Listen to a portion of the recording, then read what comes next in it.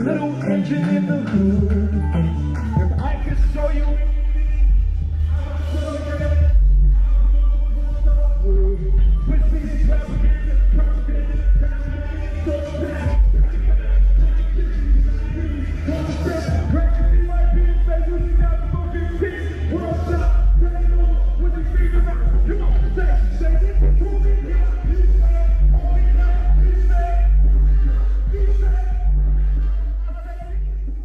Sir, you have had, man, one heck of a year. Yeah.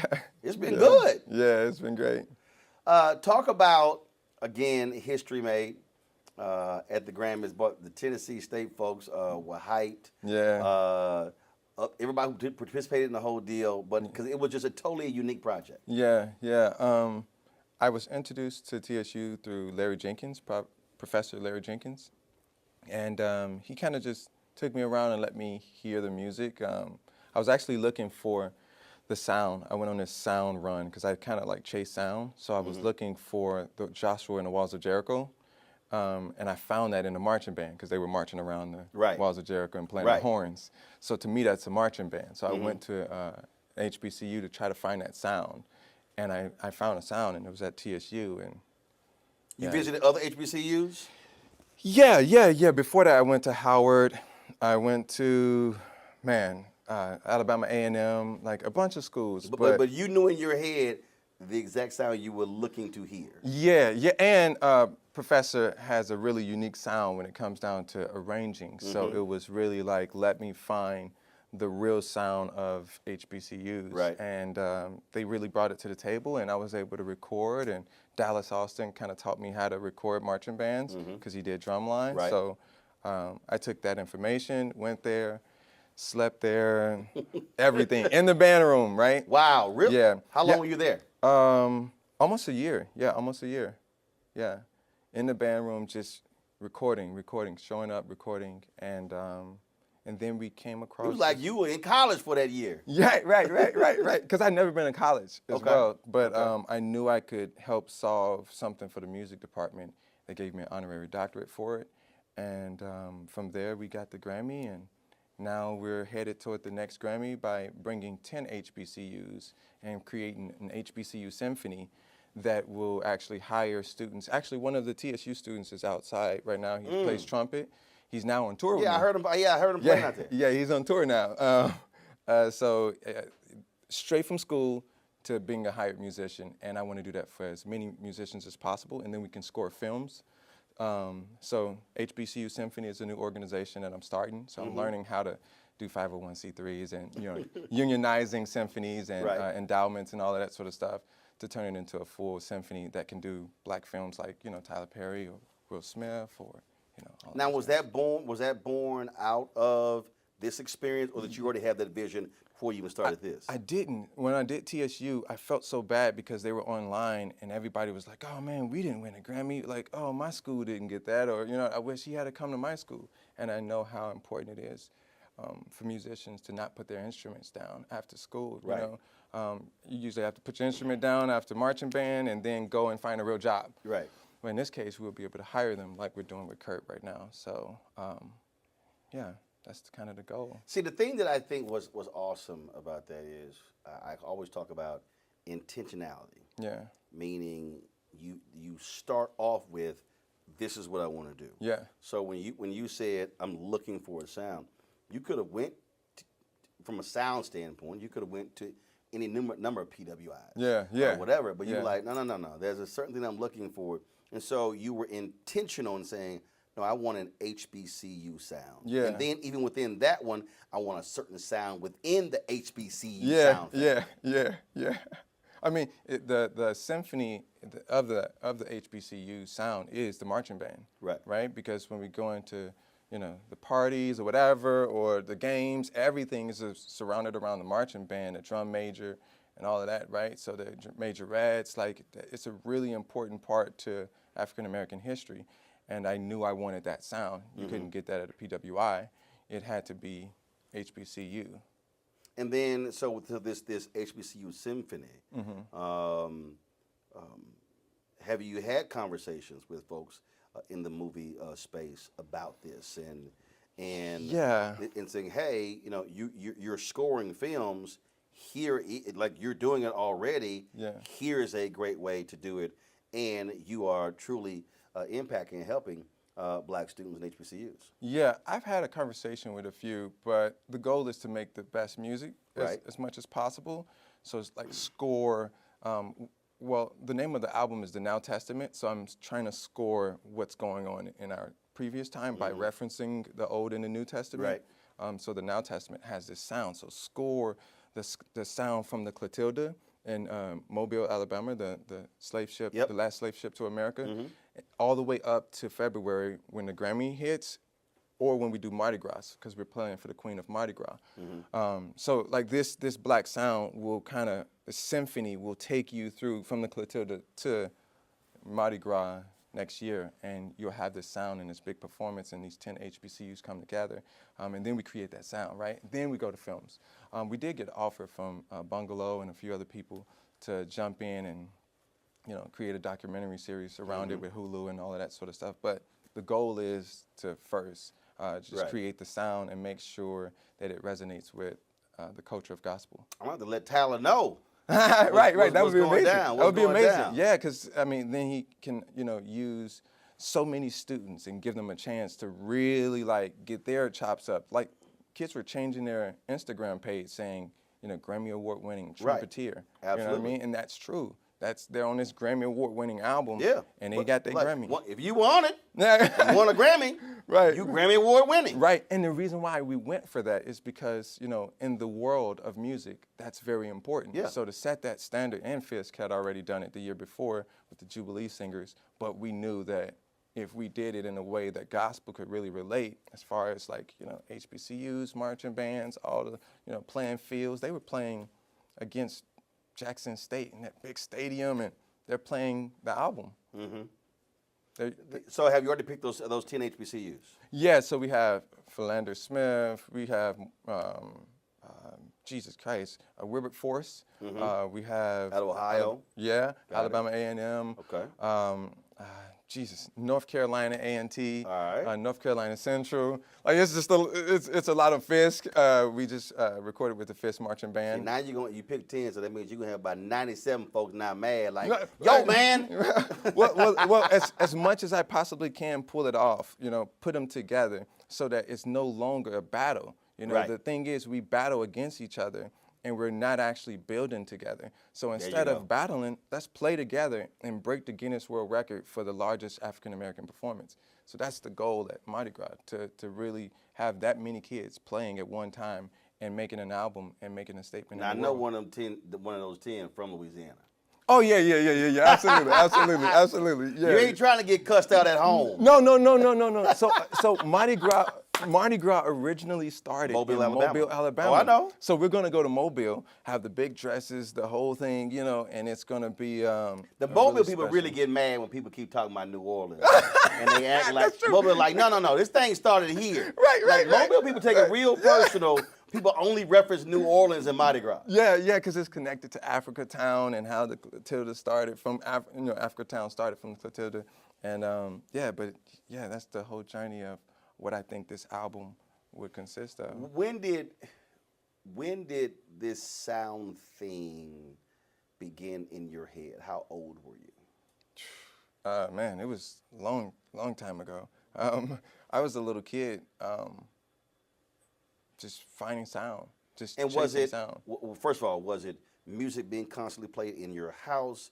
Was it in the neighborhood? Yeah. So part of my sound, I could hear it from the projects outside of the church, but my dad's church in Chicago here was really musical.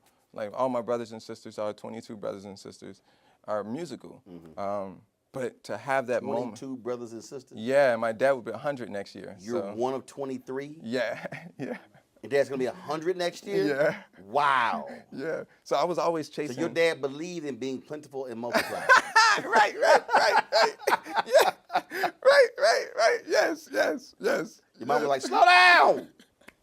1 of 23. Lord. That's funny, yeah. Man, how big was your house? No, multiple houses, but it's multiple houses, different families. But we stuck together and worked on music a lot. And growing up, I just stayed around music. And at some, Other musicians in the family? oh yeah, absolutely, yeah, other musicians in the family, but I'm probably the one that actually did it, right? Because everybody else was like, oh, I don't know, I got to go to work. Let's do something Right. responsible. You know what I mean? So were you sort of, so I mean, thinking back, were you sort of that weird kid that teachers and others never understood? Because when you talk, I had this conversation with Jimmy Jam and Terry Lewis. Oh yeah. And they were telling me, they were saying that like when they listen to music, it was interesting talking to them because Prince said the same thing, that when they listen to music, it's hard for them to listen to music because they're sort of rearranging the music in their head. Yeah, So yeah, when for we sure. listen to it, just I'm listening to the music. Yeah. Where they're hearing something totally different than what we are. Yeah. Were you like that growing up? Yeah. And then when did you go, okay, I'm not quite like everybody else. I'm hearing, and did you ever say, y'all not hearing this? Well, yeah. So I mean, at 11, I really dived in because my dad died, so I had to really focus in on what I wanted to do in life, right? 'Cause it was either going to be in a gang or music, because I wasn't really that good at school. But I started working on it and kept working on it and kept working on it, and I was driving Lyft and playing my music for people. And then as I kept going, I took my Lyft money. I was homeless at the time, so driving Lyft, homeless, playing my music for people, and they would go like, oh, I kind of like this, I kind of like that. So they start kind of tweaking my sound for me. And then from there, I signed a deal with Atlantic and then opened up for Beyonce and then met Jay and then just kept going. And it just blew up. Tony Bennett, yeah, Chance the Rapper. Just kept working with a bunch of people, Jay Ivy, like a lot of people. And yeah, so now it's just the sound of everything. But I actually don't listen to music. I don't listen to anybody's music. Like, Donald Lawrence is my, mentor. Right. And of course, he was over the whole music program. But I don't know a lot of his music because I don't allow myself to put other textures on my palette. So I have to kind of Wow. Yeah. So See, I think a lot of people really don't understand that concept. yeah. I remember when I had a Sunday morning show on TV One. My producer, he kept sending me notes on Monday and Tuesday, what was on Meet the Press and Face the Nation, and this week, and I was like, "Yo, Jay, stop." Yeah. I said, "I don't watch those." Yeah. I said, "We ain't doing what they doing." Yeah, because it's on your subconscious. So don't send me notes. I'm not trying to do what they do. Yeah, no. And I literally wouldn't watch. I literally wouldn't watch it. Yeah, because it messes up your genius as well. Well, I just don't. It's like if it's not interesting to me, then I'm like, why am I sitting here watching this? And like even now, I had a friend ask me, fellow journalist, who asked me. He said, "Oh, what columnists do you read?"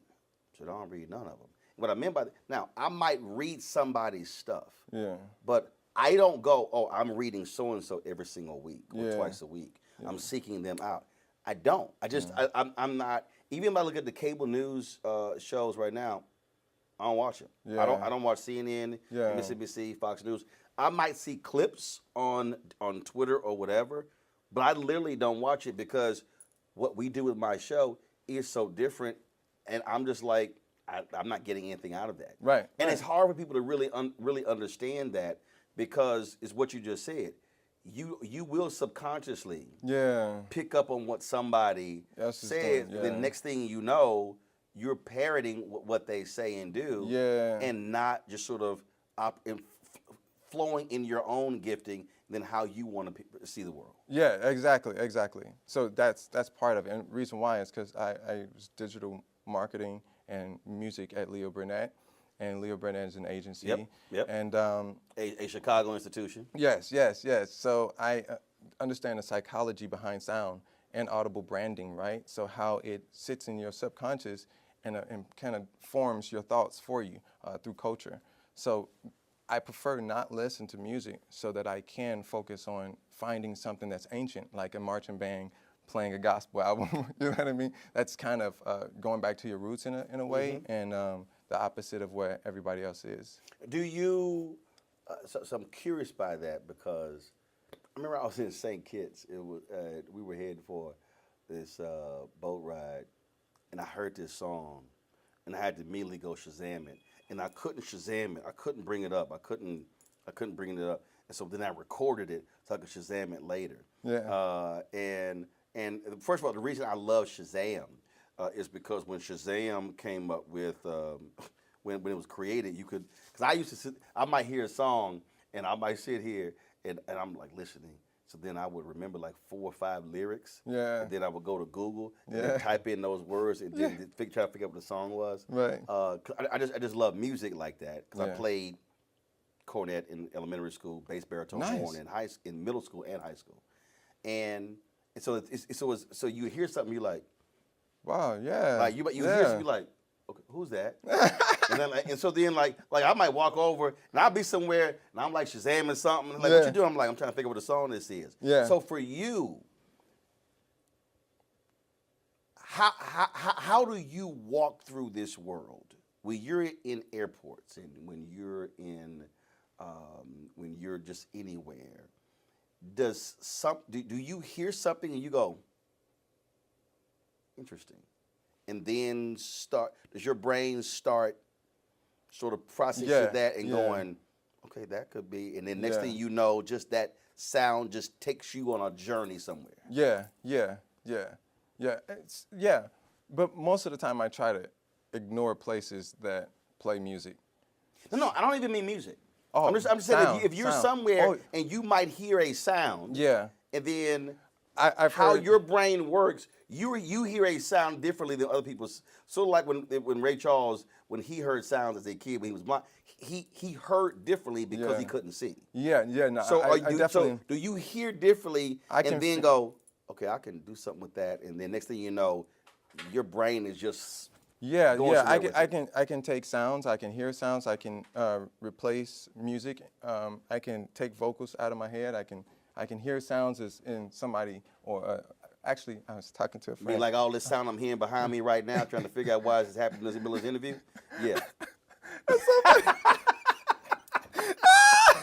Or like when he had the Velcro pants right there and made that noise, and I'm like, really? In the middle of this interview? Yeah, I heard that too. Yeah. That's funny, dude. Oh my God. Because see, you heard it too. Yeah, I heard it. I definitely heard it. I heard it. But I can hear sound. I was in the shower. I take about 3 or 4 showers a day, right? If I can, because I'm just thinking. You like Dwayne The Rock. He does the same thing. Oh, that's crazy. I didn't They know like that. 3 or 4 a day. Yeah. But I can actually hear the key of the water dropping off me. Yeah, for sure. Or like there was You could hear. Wait a minute. Hold up. You could hear the water dropping off. Yeah, I can hear what key was in. Yeah, or like a friend had a faucet that was a little on, and I can hear the whistle. I'm like, yo, that key is, you know. Or I can listen to 432 and tell the difference between 440 and 432 hertz, so I can feel it. Like I'm in the studio most of the time, so I can feel sound. Yo, that's crazy. Yeah, it's pretty insane. No, It drives me insane a little bit. No, that's what I was about to say. Bootsy's the same way though. Bootsy Collins, he's the same way. Like. Yeah, like there's people that get stuck into finding sound and creating sound that they might go perform, but they really feel like prostitutes when they perform. It's more so they like to like create things, Right. like Prince. Like he can perform, but you know Right. he wasn't trying to be like Michael. He was more so in the studio making albums and albums and albums and albums that we still have yet to touch. Because he was in search of something. He was like I was totally like when he left Warner Brothers, and then he left them when he left the 700 songs. Wow. And his whole deal was none of those songs were good enough for release. And one of them I just love called "It's About That Walk." I love the song, and I'm like, and it was crazy because when he died, George Lopez was a good friend of his, and I met him 2 or 3 times. I met Prince twice. Wow. And it was crazy because Van Jones told me, I swore y'all were friends because he always talked about you. He made my book and everything. And George once said, he said, man, I would love for you and Prince to have a music conversation. And would love to have a conversation. And I would have loved to ask him, that's a banging song, but why for you was that not good enough for release? I mean, it's an amazing song. I totally understand. So I would love to ask, how was that one not good enough to be released. Yeah, I'm releasing tonight at 12 a.m. tomorrow or something, and I was in the studio working on the music and ready to release it, and my guy called me and was like, "Yo, you gotta hurry up! You gotta hurry up! You're gonna miss the Grammy deadline, and then you did all of this, you know. No, you gotta hurry up! You gotta hurry up!" And it's not finished, but I had to upload it in order to meet the deadline. Right. I was full body on the floor crying for hours. Because for you, It wasn't perfect. it wasn't, wow. Yeah, so I feel that, yeah. So how do you then deal with that? Because And in some ways, I'm gonna ask them, can I replace the audio like later? Like, hey, distribution, you already did that. You released it. Now let me tweak the mix real quick and send it to you again. And then no, put what it I out mean by again. that, in some ways, because you said it earlier, in some ways, you're trapped by the genius, and Yeah, sometimes you have to let it go. Yeah. So do you have those around you who you trust who are kind of like, sir, Yeah, Jay Ivy, for sure. we gotta let it go, bro. Yeah. He's like, yo, you gotta let it go, for sure. But I mean, it's the first symphony for gospel, period. We've never had an artist that was a symphony. Right. And then it's HBCUs, you know what I mean? And it's the HBCU Symphony. Like, we didn't even have one of those before. It must drive you crazy that schools today don't have the same appreciation of music and the arts that they used to.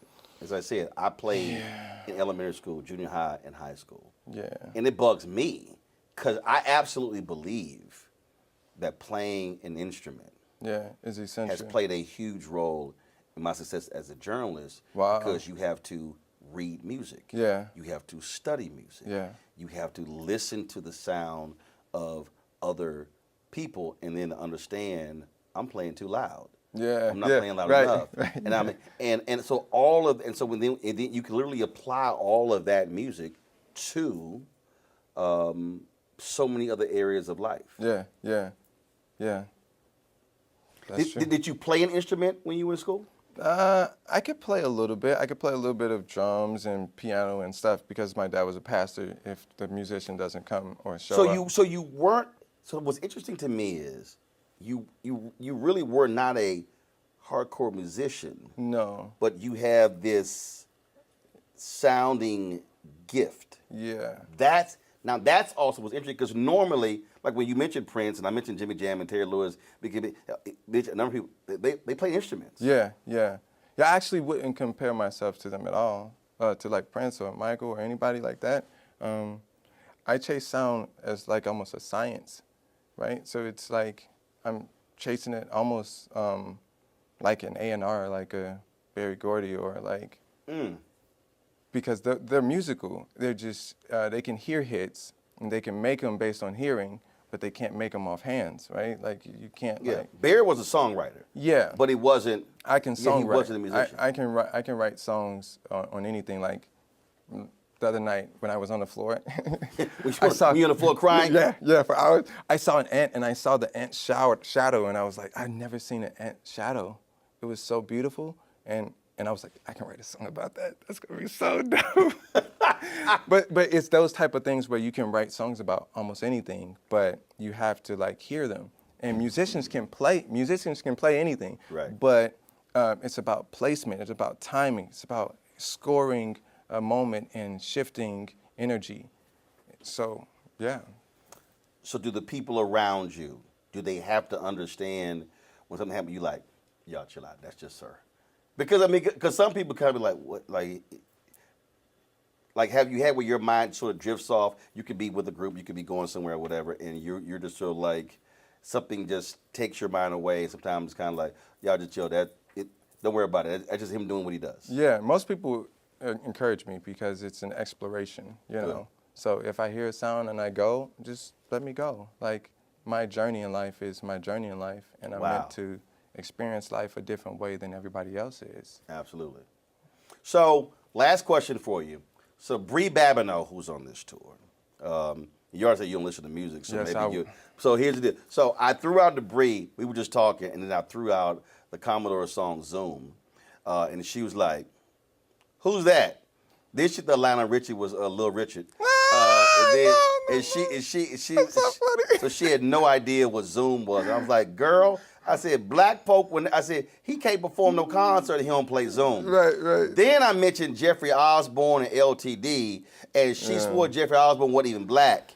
So, do you know who Lionel Richie and the Commodores are? I know Lionel Richie because of Jay Ivy. Lionel Richie was like, you guys got to do another album. But do I know Lionel Richie songs all the way through, or no? Gotcha. But at least you know Lionel Richie. Yes, I definitely know who Lionel Richie is. Yeah, for sure. Bri, because I was snatching her black card. I told her black card was review status. Okay. Do you know Jeffrey Osborne, LTD? No. Okay, so you looked up and got the first half right. She ain't know nobody. She said he ain't black with last name Osborne. I was like, oh my God. Only one of the greatest singers, unbelievable brother, drummer for LTD, became lead singer. You're right. So yeah, Bri was struggling. She was struggling. Then she challenged me to ask everybody else on the McDonald's tour. Ask everybody on the tour if they knew Lionel Richie. Both of them. And then she told me I couldn't ask Hezekiah and Anthony because they were older. But she said everybody else younger, they ain't gonna know who you talking about. Yeah. And I proved to her she was wrong. Yeah, I definitely know Lionel Richie. Yeah. Good. Yeah. He told us keep our foot on the gas, like keep working. Next Grammy, keep moving. There you go. Don't think that it's that you've acquired anything. Go to your second mountain. There you go. Well, when he's only one of the greatest songwriters of all time, so that's some sound advice. Man, great conversation. Good seeing you. Absolutely. And good luck with everything, baby. Thank you, man. I appreciate it, man. Thanks a bunch. Yes, sir.